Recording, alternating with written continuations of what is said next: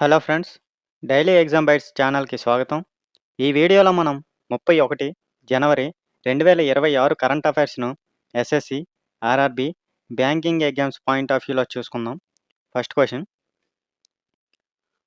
ఉపాధ్యాయుల కోసం నగదు రహిత ఆరోగ్య పథకాన్ని ఆమోదించిన భారత రాష్ట్ర మంత్రివర్గం ఏది? ఆప్షన్స్ చూడండి. మహారాష్ట్ర, కర్ణాటక, ఉత్తరప్రదేశ్, తమిళనాడు. కరెక్ట్ ఆన్సర్ చూసుకుంటే ఆప్షన్ సి ఉత్తరప్రదేశ్ అండి. ఉత్తరప్రదేశ్ ప్రభుత్వం ఉపాధ్యాయులు మరియు విద్యా సిబ్బందికి క్యాష్‌లెస్ హెల్త్ స్కీమ్ అమలు చేస్తుందండి. దీని ద్వారా సుమారు 15,00,000 మంది లబ్ధి పొందనున్నారు. సో, పక్కనున్న ఇమేజ్ కూడా అబ్జర్వ్ చేస్తే ఆయన యోగి ఆదిత్యనాథ్ అండి. Present Uttar Pradesh CM. ఓకే. ఒకసారి ఇందులో కీ పాయింట్స్ చూసుకోండి. క్వెషన్. ఉపాధ్యాయుల కోసం నగదు రహిత ఆరోగ్య పథకాన్ని ఆమోదించిన భారత రాష్ట్ర మంత్రివర్గం ఏది? Correct answer Uttar Pradesh. Okay. Cashless health scheme అమలు చేస్తుంది. మొత్తం ఎంతమందికి లబ్ధి చేకూరుతుందంటే 15,00,000 మందికండి. ఓకే. Next question. మహారాష్ట్ర మొదటి మహిళా ఉప ముఖ్యమంత్రిగా మారబోతున్న సునేత్రా పవార్ ఏ సీనియర్ ఎన్‌సీపీ నాయకుడి భార్య? చూడండి options. Sharad Pawar, Ajit Pawar, Praful Patel, Jayant Patil. Correct answer చూసుకుంటే ఆప్షన్ బి అజిత్ పవార్ అండి. ఓకే. ఈయన గురించి మనం ఆల్రెడీ మొన్న మాట్లాడుకున్నాం మొన్నటి వీడియోలో. ఎందుకంటే ఈయన రీసెంట్‌గానే ఆ ఫ్లైట్ క్రాష్ అయ్యి మరణించారు. ఆయన డిప్యూటీ సీఎంగా 6 సార్లు చేశారు. సో, ఇప్పుడు అతని భార్యకి ఈ పదవిని అప్పచెప్తున్నారు. సో, ఇక్కడ మనకి ఇంపార్టెంట్ పాయింట్ ఏంటంటే మహారాష్ట్రకి తొలి మహిళా ఉప ముఖ్యమంత్రిగా మారబోతున్నారండి ఈ సునేత్రా పవార్ అన్నవారు. సో, ఏ పార్టీ నుంచి ఈవిడంటే ఎన్‌సీపీ అండి. ఎన్‌సీపీ అంటే నేషనలిస్ట్ కాంగ్రెస్ పార్టీ అండి. సో, ఈ పాయింట్స్ అన్నీ గుర్తుంచుకోవాలి మనం. ఫస్ట్ ఆవిడ పేరు గుర్తుంచుకోవాలి మనం. సునేత్రా పవార్. ఈయన ఎవరి భార్య అంటే అజిత్ పవార్. ఇక్కడ ప్రత్యేకత ఏముందంటే మహారాష్ట్ర తొలి మహిళా ఉప ముఖ్యమంత్రిగా మారబోతున్నారండి. ఆవిడ ఏ పార్టీ నుంచి అంటే nationalist congress party. Okay. Next question.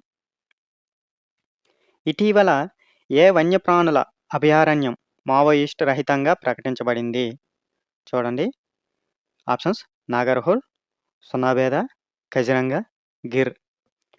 Correct answer చూసుకుంటే ఆప్షన్ బి సునాబేద అండి. ఈ అభయారణ్యం ఒడిశా రాష్ట్రంలో ఉందండి. దీంతో వన్యప్రాణుల సంరక్షణ, మానిటరింగ్ మరింత మెరుగుపడుతుంది. సో, చూడండి క్వెషన్ అండ్ ఆన్సర్ మరొకసారి. ఇటీవల ఏ వన్యప్రాణుల అభయారణ్యం మావోయిస్ట్ రహితంగా ప్రకటించబడింది? అంటే సునాబేద అండి. అది ఏ స్టేట్‌లో ఉంది? ఒడిస్సా అండి. ఓకే. Next question. తేయాకు తోటల కార్మికులను ఆదుకునేందుకు ముఖ్యమంత్రి ఈటీ కోలి దుతీపాట పథకాన్ని ప్రారంభించిన భారతదేశంలోని రాష్ట్రం ఏది? ఆప్షన్స్ చూడండి. West Bengal, Assam, Tripura, Arunachal Pradesh. Correct answer చూసుకుంటే ఆప్షన్ బి అస్సాం అండి. ఒకసారి ఈ పథకం కింద ప్రతి నమోదిత తేయాకు తోట కార్మికుడికి ఒకేసారి 5,000 ఆర్థిక సహాయం అందుతుందండి. సో, ఇందులో ఉన్న అన్ని కీ పాయింట్స్ మరొకసారి మనం చూసుకుందాం. ఆ పథకం పేరేంటంటే ముఖ్యమంత్రి ఈటీ కోలి దుతీపాట. స్టేట్ ఏదంటే అస్సాం అండి. అది ప్రతి కార్మికుడికి ఎంత ఆర్థిక సహాయం ప్రకటిస్తుందంటే 5,000 అండి. సో, చూసుకోండి. వెరీ ఇంపార్టెంట్ ఇది. Next question. 2026లో భారత మహిళా క్రికెట్ జట్టుకు నివాళులర్పించే ప్రధాన కార్యక్రమం ఏది? చూడండి. ఒకసారి options. Republic day parade, beating retreat ceremony, world economic forum, IPL final. Correct answer చూసుకుంటే option B beating retreat ceremony అండి. ఓకే. జనవరి 29, 2026న న్యూఢిల్లీలోని విజయ్ చౌక్ వద్ద ఐసీసీ ఉమెన్స్ వరల్డ్ కప్ 2025 గెలుపుకు గాను ఈ నివాళి అర్పించబడిందండి. ఓకే. గుర్తుంచుకోవాలి. Next question.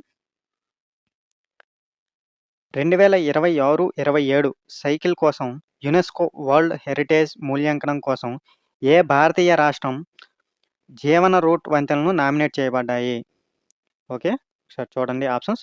Assam, Sikkim, Nagaland, Meghalaya. Correct answer చూసుకుంటే ఆప్షన్ డి మేఘాలయ అండి.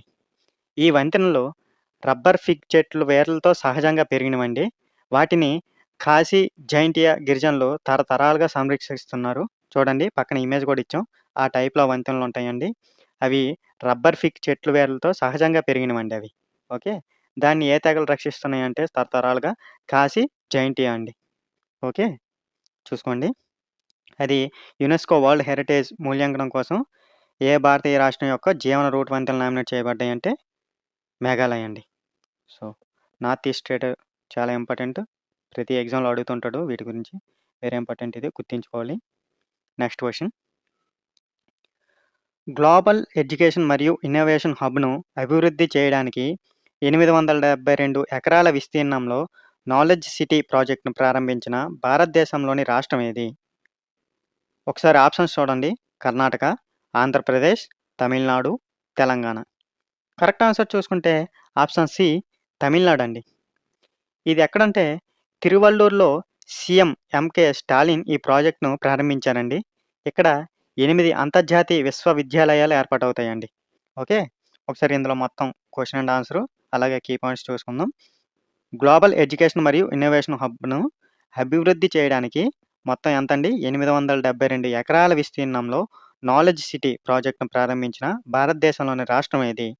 అంటే correct answer option C Tamil Nadu అండి. దీన్ని ఎవరు ప్రాజెక్ట్ ప్రారంభించారంటే అక్కడ సీఎం ఎంకే స్టాలిన్ అండి. ఇక్కడ మొత్తం 8 అంతర్జాతీయ విశ్వవిద్యాలయాలు ఏర్పాటవుతాయండి. సో, ఇవన్నీ గుర్తుంచుకోవాలి. 872 ఎకరాల విస్తీర్ణం. దాని పేరు నాలెడ్జ్ సిటీ ప్రాజెక్ట్ అండి. అది ప్రారంభించింది అక్కడ చీఫ్ మినిస్టర్ ఎంకే స్టాలిన్ అండి. తిరువల్లూర్ అక్కడ ప్లేసు. మొత్తం 8 అంతర్జాతీయ విశ్వవిద్యాలయాలు ఏర్పాటవుతాయండి. వెరీ ఇంపార్టెంట్ గుర్తుంచుకోవాలి. Next question. ఇటీవల వార్తల్లో కనిపించిన పెచోరా క్షిపణి ఏ రకమైన వాయు రక్షణ వ్యవస్థగా వర్గీకరించబడింది? చూడండి options. Surface to air missile, air to air missile, surface to surface missile, air to surface missile. చూడండి కరెక్ట్ ఆన్సర్ ఏంటంటే option A surface to air missile అండి. ఓకే. పెచోరా మిసైల్‌ను alpha design technologies limited IAF కోసం upgrade చేసిందండి. ఇది ఎస్-125 నేవా లేదా పెచోరాగా కూడా పిలుస్తుంటారు. చూడండి మరొకసారి క్వెషన్. ఇటీవల వార్తల్లో కనిపించిన పెచోరా క్షిపణి ఏ రకమైన వాయు రక్షణ వ్యవస్థగా వర్గీకరించబడింది? అంటే correct answer surface to air missile. Okay. ఇది alpha design technologies limited IAF కోసం అప్‌గ్రేడ్ చేసిందండి.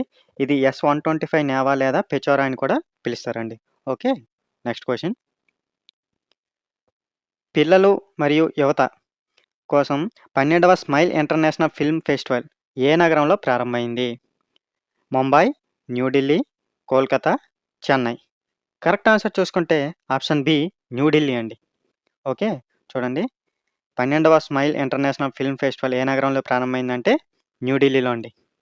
ఈ ఫెస్టివల్‌లో వికలాంగ పిల్లలు రూపొందించిన చిత్రాలు సామాజిక సమస్యలను ప్రతిబింబించాయండి. ఇక్కడ హైలైట్ అదని. సో, గుర్తుంచుకోవాలి. ఎడిషన్ ఎంత అంటే 12థ్ అండి. 12థ్ ఇంటర్నేషనల్ ఫిల్మ్ ఫెస్టివల్ ఏ నగరంలో జరిగిందంటే న్యూఢిల్లీ అండి. ఓకే. Next question. $1.2 బిలియన్ వాల్యుయేషన్‌తో సిరీస్ డి ఫాలో ఆన్ ఇన్వెస్ట్‌మెంట్‌ను పొందిన తర్వాత 2026 సంవత్సరంలో భారతదేశపు మొదటి యూనికార్న్‌గా ఏ ఫిన్‌టెక్ కంపెనీ నిలిచింది? ఆప్షన్స్ చూడండి. Juspay, Paytm, Razorpay, PhonePe. Correct answer చూసుకుంటే ఆప్షన్ ఏ జస్ట్‌పే అండి. ఓకే. $1.2 బిలియన్ వాల్యుయేషన్‌తో series D follow on investment పొందిందండి. ఇది భారత్‌లో 127వ యూనికార్న్ అండి. సో, గుర్తుంచుకోండి. మొత్తం ఇందులో ఒకసారి కీ పాయింట్స్ చూసుకుంటాం. $1.2 బిలియన్ వాల్యుయేషన్ అండి. Series D follow on investment పొందిన తర్వాత 2026 సంవత్సరంలో భారతదేశపు మొదటి యూనికార్న్‌గా ఏ ఫిన్‌టెక్ కంపెనీ నిలిచిందంటే జస్ట్‌పే అండి. 2026కి ఈ సంవత్సరంకైతే ఫస్ట్ ఇదేనండి జస్ట్‌పే యూనికార్న్‌గా నిలిచింది. ఓవరాల్‌గా మొత్తం చూసుకుంటే మన ఇండియాలో ఇది 127వ యూనికార్న్ అండి. గుర్తుంచుకోవాలి ఇవన్నీ కీ పాయింట్స్‌ని. ఓకే.